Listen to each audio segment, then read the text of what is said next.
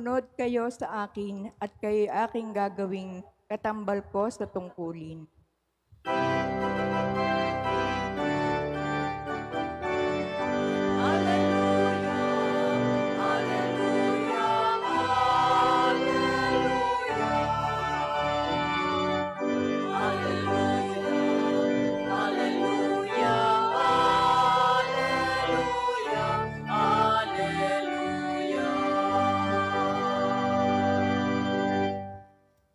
Sumainyo ang Panginoon. At sumaiyo rin. Ang mabuting balita ng Panginoon ayon kay San Mateo. Papuri sa iyo, Panginoon. Noong panahong iyon, sa paglalakad ni Jesus sa tabi ng lawa ng Galilea, nakita niya ang dalawang mangingisda. Si Simon na tinatawag na Pedro at ang kapatid niyang si Andres. Sila'y naghahagis ng lambat. Sinabi niya sa kanila, "Sumunod kayo sa akin, at gagawin ko kayong mamamalakaya ng mga tao." Noon di iniwan nila ang kanilang mga lambat at sumunod kay Jesus. Nagpatuloy siya ng paglakad at nakita rin niya ang magkapatid na Santiago at Juan, mga anak ni Zebedeo. Sila'y nasa bangka, kasama ang kanilang ama at naghahayuma ng lambat. Tinawag din sila ni Jesus.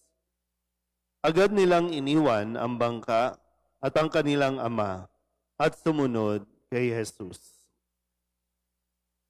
Ang mabuting balita ng Panginoon. Pinupuri ka namin, Panginoong Hesukristo. Isang magandang umaga po sa inyong lahat. Ang gandang umaga din po, Father. Ngayon po ay November 30 at atin pong ipinagdiriwang ang kapistahan ng isa sa 12 apostol, si Apostol San Andres. At ngayon din ang huling araw para sa buwan ng Nobyembre, huling araw para sa panahon na tinatawag nating mga karaniwang panahon. Mamayang gabi, magta-transition na tayo. Papunta na tayo sa panahon ng Adviento. So, yung ating po mga dinadasalan para sa loob ng isang buwan, no? Yung mga kaluluwa, yan naman ay mapapalitan na ng ating Advento o Corona, ng Advento o Advent Rite. So, bago po natin ipagpatuloy ang pagninilay para sa ating Ebanghelyo, atin po munang balikan ang mga salitang iniwan sa atin ni Jesus sa buong linggong ito. Nung Lunes, ang sabi sa atin, nung kanya pong ipakita at ipaliwanag, no, habang ang mga tao ay nasa templo, naguhulog ng kanilang mga handog para sa templo, mayroong mayaman at mahirap. So kanya pong binigyan ng pansin at pinahalagahan yung ibinigay ng mahirap, no, yung babaeng balo. Dahil ang sabi niya, sapagkat bahagi lang ng di na nila kailangan ang kanilang ipinagkaloob. Ngunit ibinigay ng babaeng iyon na dukhang-dukha ang buo niyang ikabubuhay. Muna pinaalala na sa atin, no, na kapag ang isang tao marunong magtiwala sa Diyos, hindi siya matatakot magbigay, lalong-lalo na hindi siya matatakot na mawalan. Noong Martes, ang sabi naman ni Kristo, na kung paano yung ating mga pinangahawakan sa mundong ito. So, pinansin kasi ng mga tao, ang ganda ng templo, yung mga palamuti, mga mamahaling mga bato, na uuwi na lang doon sa mga external, no? Yun na lang kanilang hinahangaan. Kaya sabi niya, tandaan ninyo, darating ang panahon, lahat ng nakikita ninyong iyan ay iguguho. Walang batong ititira sa ibabaw ng kapwa bato. Noong Miyerkules, ang sabi naman sa atin, kaya sabi niya, sa inyong pagtitiis, tatamuhin ninyo ang buhay na walang hanggan. So kung ano man, no?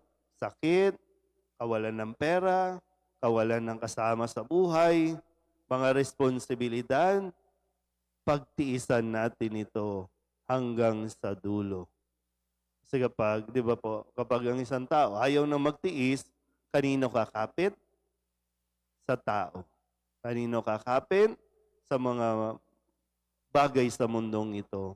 At hindi na tayo umaasa sa Diyos. Nung Huwebes, ang sabi naman niya,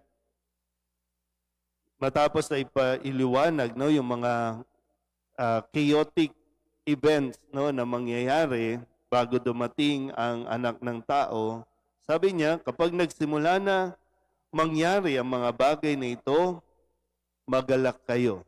Imbis na matakot, magalak kayo sapagkat malapit na ang pagliligtas sa inyo.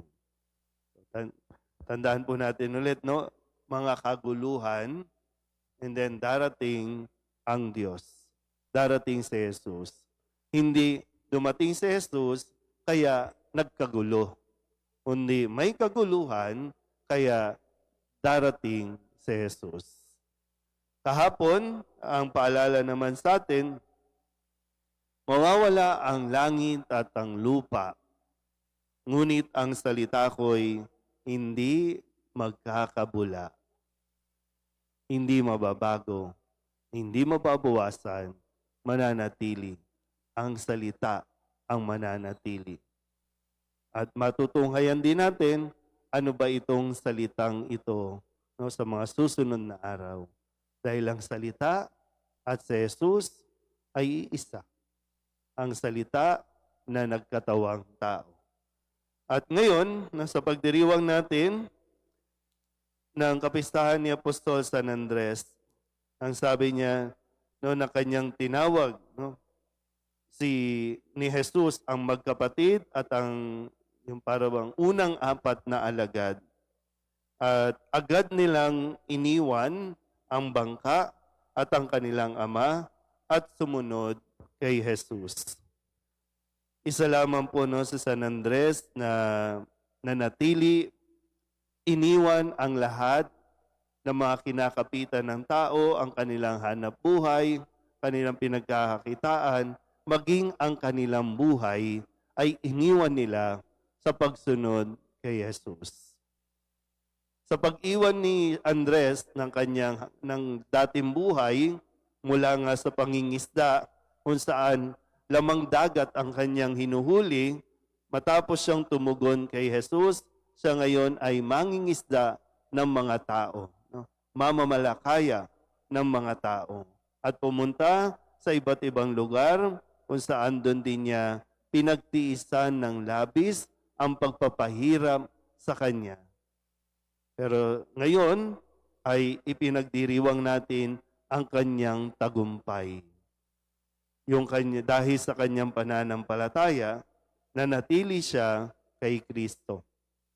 Yan nawa, sa pagdiriwang natin ngayong ito ng kapistahan ni San Andres, mapagnilayan din natin na tayong lahat din ay tinatawag ni Jesus. Tinatawag tayo sa kung ano man, no, na may mga bagay, pangyayari sa buhay natin na kailangan din nating iwan. Kasi hanggat di natin yan iniiwan, hindi tayo lubusang makakasunod kay Kristo. Hindi natin maibibigay yung 100% na kinakailangan para kay Kristo. Diba yung parang may mga sinasabi nga tayo, hindi tayo makalet go. Hindi natin maiwan yung buhay natin na komportable kasi okay na tayo. Hindi nga natin maiwan yung mga bagay na akala natin mga nagpapasaya sa atin. Tao man yan o bagay man yan. Maging sa lugar, no? Maging sa lugar na yung iba tinatawag para sa ibang lugar, pero dahil ayaw mo nang umalis dito, komportable ka na dito, hindi tuloy tayo nagmamature, hindi tuloy tayo lumalago pagdating sa usapin ng pananampalataya. Nawa, sa tulong ni San Andres, magkaroon din tayo ng lakas na tumugon sa panawagan ni Jesus. Amen.